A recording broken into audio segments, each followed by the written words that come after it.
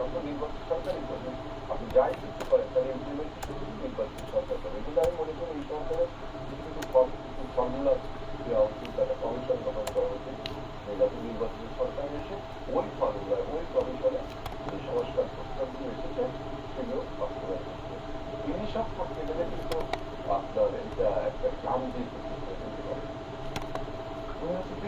যদি আন্দোলনবাদী যারা বলছিলেন যে রাজনৈতিক সরকারগুলোই বা রাজনৈতিক শক্তি যারা ক্ষমতায় এসেই সংস্কারের প্রতিযোগিতা বা পাশাপাশি কি করতো, আমরা তো বিগত দিনে দেখেছি সংস্কারের দাবি বা বিভিন্ন ভেঙে পড়া ভঙ্গুর অবস্থা যে প্রতিষ্ঠানগুলো রয়েছে সেগুলো আরো ভঙ্গুর করা হয়েছে, যে দলের ক্ষমতা থাকুক না কেন।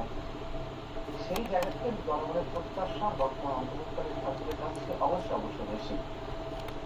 আপনার কি মনে হয় যে এবারও তাদেরকে সংস্কারের সুযোগ না দিয়ে কোনো নির্বাচনের পথে যাওয়া উচিত? ধন্যবাদ আপনাকে। আসলে আমরা তো একটা ভয়াবহ বন্যা পরিস্থিতির মধ্যে আলোচনা করছি, কিন্তু আলোচনাটা গুরুত্বপূর্ণ। সেই জন্য আমি আপনার যে প্রশ্ন